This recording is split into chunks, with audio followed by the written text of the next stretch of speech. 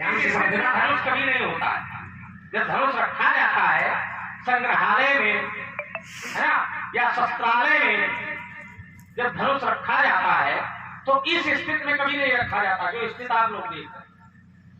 अब किस स्थिति में रखा जाता है तो प्रत्यंचा उतार करके रखा जाता है। ये जो प्रत्यंचा है ये कभी चढ़ी हुई नहीं होती है। धनुष दंड रखा होता है और प्रत्यंचा एक और बंधी होती है। धनुष उठाया जाता है, दंड पकड़ के उठाया जाता है, प्रत्यंचा चढ़ाई जाती है, फिर प्रत्यंचा खींची जाती है। तभी तो कहा गया है ले तुम्हारे लिया गया धनुष चढ़ावा मारे प्रत्यंचा चढ़ाई गई एक ओर से दूसरी ओर, फिर खींचा, फिर प्रत्यंचा खींची गई।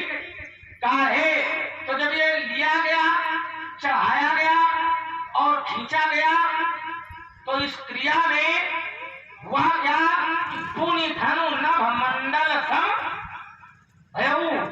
धनुष ने भवे मंडलाकार, मंडलाकार माने गोलाकार, गोलाकार हो गया।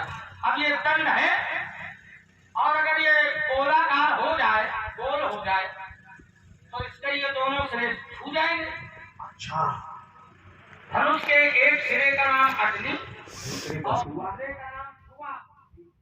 धनुष जहाँ से टूटा है उस स्थान का नाम है आसन। धनुष के दाहिने अंग का नाम है सुराम। तो जो अग्नि और सुवा है ये दोनों आपस में छू गए और जैसे ये छुए अच्छा, एक सिरे का नाम है अग्नि, दूसरे का सुवा। तो जब ये धनुष मंडलाकार हुआ, इसकी प्रत्यंचा खींची गई तो ये मंडलाकार हो गया, दोनों सिरे आपस में छू गए तो ये मध्य से धनुष टूट गया। यानी कि टूटा कौन? दंड। उन्होंने कहा ये दंड है, टूटा कौन? दंड। और ये डोरी नहीं। देखो बस यही बात, देखो यही तुम्हारी बात है, पकड़ी गई। ये है दंड और दंड अकड़ गया, दंड अकड़ गया तो दंड टूट गया। और डोरी होती है लचीली, यानी कि प्रेम से भरी हुई। डोरी होती है प्रेम से भरी हुई। तो डोरी ने लचना सीखा है, डोरी ने झुकना सीखा है। तो जिसने झुकना सीखा है वो टूटता नहीं है और जो अकड़ जाता है वो टूट जाता है। ये तो सही बात है। तो ये दोनों सिरे आपस में मिल गए, ये टूट गया। ठीक उसी प्रकार तुम्हारा भैया राम है डोरी और लक्ष्मण है दंड, यानी कि तुम्हारा भैया है झंडा और लक्ष्मण उसका है डंडा। ध्यान से सुनना, लक्ष्मण है डंडा और इसका भैया राम है झंडा। तो जो अकड़ता है यानी कि दंड अकड़ता है तो दंड टूट जाता है। तो लक्ष्मण अकड़ रहा है, तो ऐसा तो नहीं कि थोड़ी देर बाद लक्ष्मण टूट जाए, नहीं टूटेगा। थोड़ी देर भाई राम तो सीता से चला गया, वो विलंब था तो उसने कहा नाथ समुद्र बंजरी हारा वही केवल दास तुम्हारा आय सुहारे। हमसे आज्ञा लेकर के राम यहाँ से चला गया, लेकिन लक्ष्मण मोर्चा संभालने के लिए आ गया। तो लक्ष्मण है डंडा, तो कहीं ऐसा तो नहीं कि लक्ष्मण इतना कर रहा है तो आने वाले समय में लक्ष्मण टूट जाए। आप थोड़ी सुन लो, बहुत अच्छा आपको उत्तर मिलेगा। पहली बात तो हम वही है, छुआ तो दूर पति न दो, वो वहीं पर है। तो पहले तो इसको रेखांकित कर लो, क्योंकि हम यहीं पर रहेंगे, इस पर आएंगे। परशुराम जी की एक बात बड़ी बढ़िया है, इसका उत्तर बढ़िया ढंग से हो जाए थोड़े शब्दों में। परशुराम जी ने कहा राम है झंडा और लक्ष्मण है डंडा। चूंकि डंडा होता, दंड समान भयो जस्या का, तो डंडा चूंकि होता है कठोर तो डंडा टूट जाता है। लक्ष्मण है कठोर तो लक्ष्मण टूट जाएगा। देखो डंडा भी कई प्रकार से होते हैं, जो बाबू जी होते हैं ना। अच्छा एक बात बताओ, इस समाज में विद्यार्थी कितने विद्यार्थी हैं? कितने लोग पढ़े विद्यालय जाते हैं पढ़ने के लिए? विद्यालय जाने वाले हैं?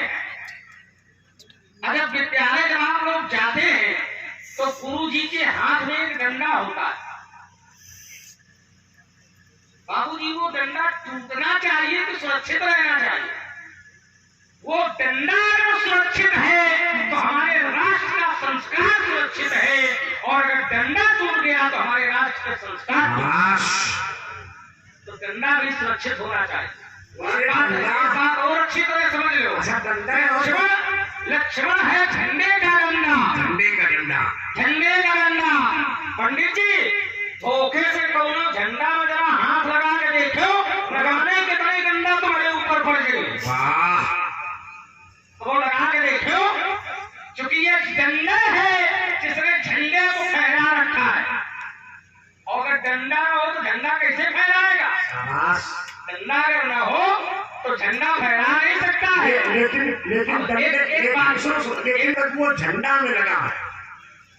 डंडे का सम्मान तब तक है जब तक वो झंडे में लगा है, और झंडा उतार दिया गया तब डंडा। जब झंडा उतर जाएगा तो न झंडे का महत्व है न डंडे का महत्व। वही डंडा है, बरसात में भी चलाया जाता है। इधर सुनो, इधर जब उतार दोगे डंडे से तो न झंडे का महत्व है न डंडे का महत्व है। नहीं, महत्व तो झंडे का है। दोनों एक दूसरे के पूरक है। जैसे डंडे में झंडा लगा हो तो लोग झंडे तक नहीं पहुंच पाते। लोग झंडे तक नहीं पहुंच पाते क्योंकि झंडा लगा है तो ऊंचाई ज्यादा है, तो लोग पूजन कर रहे हैं झंडा का, लेकिन तिलक लगा रहे हैं डंडा में। पूजा जा रहा है झंडा, मन में बसा है झंडा, लेकिन जबरदस्ती में तिलक लगाया जा रहा है डंडे में, तो तुम जबरदस्ती वाले हो, ये ना समझो कि हम वही वाले हैं। इधर सुनो, डंडा क्यों पूजा जा रहा है इस बात को तो समझो। क्योंकि झंडा पूजनीय है, और वो पूजनीय व्यक्ति झंडे के मस्तक पर बैठा है। इसलिए जो पूजनीय को अपने शीश पर बिठा लेता है वो स्वयं पूजनीय हो जाता है। क्यों भाई? एक अनंत बलवंत भले वो बानर हो, लेकिन जब भगवान को अपने हृदय में बसा लेते हैं तो बानर भी पूजनीय हो जाता है। तो इस चक्कर क्योंकि मानस में लक्ष्मण नहीं नीक लगा। अगर तुम्हारा ये वाला चिंतन अगर नीक नहीं लग रहा है तो आशीर्वाद कह दिन से तब नीक लग रहे थे, इसके बाद आशीष हो। बस यही तो है, यही है कि जब धनुष का निर्माण हुआ, पकड़ गया, पकड़ गया, तोड़ा गया, पकड़ गया, पकड़ गया, पकड़ गया। अरे तुम वही पकड़ लो। जब तुम हमारे बाबा के साथ में आए थे तो भले थे, बाबा को प्रभाव था तब तुम भले थे, और हमने तुम्हें आशीर्वाद दिया तब तक तुम ठीक रहे, उसके बाद तुम बिगड़ गए। बढ़िया बढ़िया। जब तक बाबा के साथ आए, बाबा के साथ रहे, तब तक हम भले रहे, और जैसे परशुराम जी के साथ आ गए तैसे बिगड़ गए। तो इसमें हमारा दोष है कि तुम्हारा दोष है? अपने आशीर्वाद का सुधारो, अपने आप का सुधारो। तुमको मुकाबले तक नहीं सुधार पाए, जब अपने आप का नहीं सुधार पाए तो तुम हमेशा सुधरिए, तो उसमें लोग समझ चलिए, अच्छा ये आशीर्वाद का फल है। तो अगर हम ये जानते कि आशीर्वाद के बाद अगर हम ये जानते कि आशीर्वाद के बाद लक्ष्मण बिगड़ जाएगा तो हम ऐसा आशीर्वाद देंगे, ऐसा हम आशीर्वाद देते नहीं। इसका अभिप्राय है, अच्छा ये बताओ, इसका अभिप्राय है कि जानबूझ के करने वाला आशीर्वाद। अच्छा बेटा इधर देखो, आशीर्वाद दोनों भाइयों को दिया था, एक नहीं बिगड़ा। एक इसलिए नहीं बिगड़ा कि वो तुमसे थोड़ा संगत से दूर रहा और संगत में आ गया। हाँ, तुम ज्यादा संगत में आ गए। और सुरमा बाचाल, इसने ऐसा दूध पिया जो गंद रोके तो खाली जीवन की द्वार यदि उफराती प्रथम जवानी परिवार हाथ जाते हैं। त्रेता के जिस चरण में आप खड़े हो, इसी चरण की बात कर रहा हूँ। इस चरण में 3 व्याकरण है, बताए मैं दे रहा हूँ। दीपक देहली, पतंजलि और भगवान शंकर के डमरू से निकली हुई माहेश्वर सूत्र। हाँ, महेश्वर सूत्र। ये 3 प्रकार की व्याकरण वर्तमान में है। और देखो तो वही वाले हैं और उसी से हमने प्रमाण दिया है, उसी से दिया है, महेश्वर सूत्र से हमने प्रमाण दिया है। देखो महेश्वर सूत्र से केवल एक अर्थ निकलेगा, हो ई। क्या अर्थ है इसका?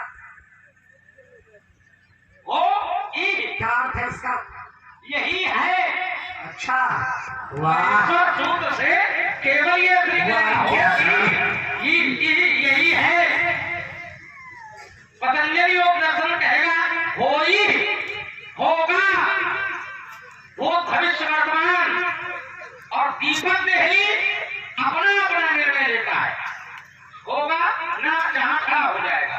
अगर वो वर्तमान में खड़ा है, तक है, कवक मैया गायत्री का उदर है, उसी प्रकार जो चवक है ये मैया गायत्री के प्राण है और इस चवक से ये पतंजलि निकली। कहाँ चक्कर पड़े हो? ना मानो, सुनो एक बात बताएं, अगर ना मानो हमने दर्शन दे तो दो तरीके जो तुम्हारे पास है वो बता दें। न तुम अमर को जाना, ना शब्द को जाओ, कहीं न जाओ, ना लोग सिद्धांत कौमुदी पढ़ो, कहीं जाने की आवश्यकता नहीं। और पतंजलि व्याकरण इसके जननी कौन है अगर जानना है तो ब्रह्मा जी का चरित्र केवल भागवत महापुराण में पढ़ लेना, उत्तर मिल जाए, कहीं भटकने की आवश्यकता नहीं। चलिए हम दो शब्दों में उत्तर करते हैं, बहुत अधिक नहीं। आपने कहा धनुष तोड़ने वाले को छुपाया जा रहा है। मैं एक यहाँ पर आपकी बात है कि धनुष तोड़ने वाले को छुपाया जा रहा है। मैं आपसे इतना जानना चाहूंगा कि कैसे छुप सकता है धनुष तोड़ने वाला? अब आप चिंतन देखना, धनुष तोड़ने वाला क्या है? उदित उदय के मंच पर अंकई बाल पतंग हर जगह ना लगाओ, जबरदस्ती में तुम्हें बता, हर जगह अगर हम लगाओगे तो फिर सो जाएगा। सुनो, जितना लिया करो उतना परिश्रम किया करो, हर जगह ना लगाया करो। और नहीं तो हर जगह हमने कहीं चलेगा कि हमें शरीर में शक्ति नहीं बचेगी, तुमने हर जगह अमृत को लगा। चूंकि धनुष तोड़ने वाला उदय उदित गिर मंच पर अमकई बाल पतंग, बता दो, बस यही तो बात है, यही बात है। अच्छा आगे बताओ सर, चलो मैं आपको बता, यही नहीं बताओ, आप लोग बताओ, बता दे, अरे उसको बताओ क्या है। अच्छा आप लोग केवल तीसरे समाज चाहते हैं, बता दे, ये तो भागवत चाहते हैं, वाह, ये तो सोच रहे हैं कि हमें छुट्टी मिले, जो लेगा तो नहीं जुड़े भागे, आज जोरों छोड़े, बहुत दिन में तो मिले हो, पूरा निकाले काहे चक्कर नमूना समझे होगा, आज निकले होते हुए चक्कर बराबर भरने की। तो धनुष तोड़ने वाला है सूर्य, धनुष तोड़ने वाला है सूर्य, 5 सूर्य, परशुराम भी सूर्य है। अरे अंतर इतना है कि वो प्रातःकालीन का सूर्य है, हम दोपहरी के सूर्य है। भाई देखो फर्क ये नहीं है, फर्क कहाँ है, आप बात कहाँ ले जाते हैं? बात ये है आपने कहा धनुष तोड़ने वाले को छुपाया जा रहा है, तो मैं आचार्य कहते हैं कि धनुष तोड़ने वाला सूर्य है, 5 सूर्य, प्रातःकाल का सूर्य। तो क्या मैं ये आपसे जानना चाहता हूँ कि सूर्य को कौन छुपा सकता है? जब धनुष तोड़ने वाला सूर्य है और आप कह रहे हो धनुष तोड़ने वाला छुपाया जा रहा है, तो सूर्य को फिर छुपाने वाला कौन है? ये तो गोल गोल बात हो गई। सूर्य को कौन छुपाएगा? तो भाई अरे उनसे ना पूछो, हमसे। अरे देखो सभी लोग हैं, अरे हमसे सभी लोग हैं, तुम पूछ रहे हैं, चक्कर हमसे पूछो, हम बता रहे हैं चक्कर। अच्छा एक बात आपने और कही थी, देखो चरित्र जब गड़बड़ हो जाता है कथानक का तो वो फिर समाज पे अनुचित बात पहुंचती है। मैं इस पर तर्क नहीं कर रहा हूँ, दर्शन दे रहा हूँ, कोई टिप्पणी इस पर ऐसी ना करना जो समाज में अनुचित बात पहुंचे। ये जो आपने इंद्र पर लगी ब्रह्म हत्या 4 विभागों में बांटी है, ये महात्मा या पूर्व विश्व रूप के पद की ब्रह्म हत्या नहीं है। ये जब इंद्र ने वृत्तासुर का वध किया था, वृत्तासुर ही ब्राह्मण था, वृत्तासुर का वध किया था, तो इंद्र को ब्रह्म हत्या लगी, ब्रह्म हत्या ने इंद्र को दौड़ाया, इंद्र भगे और इंद्र भगकर इंद्र को कहीं बचने का स्थान नहीं मिला, तो इंद्र गए और इंद्र कमल की जो नली होती है डंडी, उस कमल की डंडी में घुस गए जाके इंद्र 1000 वर्ष तक उसी नदी में घुसे रहे। अब जरा विचार ये करना, उसी के बाद विश्वरूप का वध हुआ है। तो जो इंद्र थे जिन्होंने वृत्तासुर का वध किया था, वो तो कमल की नदी में घुसे थे। इंद्र का पद कभी रिक्त नहीं रहता। उस समय जो इंद्र पद पर बैठा था वो कौन था? केवल इस बात पर विचार कर लेना।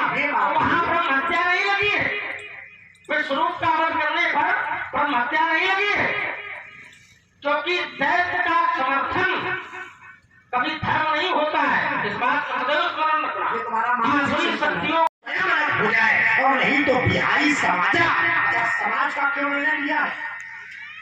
समाज का निर्णय इसलिए लिया है कि अगर समाज धनुष तोड़ने वाले अपराधी को अपने में संरक्षण दे रहा है, तो ये संरक्षण देने वाला भी उतना ही अपराधी होता है जितना अपराध करने वाला है।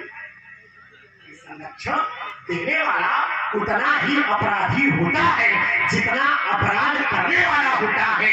तो इसलिए दंड का नियम यह है, इस प्रकार वहां दंड का नियम लागू हुआ है, ठीक उसी प्रकार यहाँ भी दंड का नियम लागू हुआ है। दूसरी बात, तुमने कहा कि वो राजा जनक अपनी पुत्री का विवाह करें,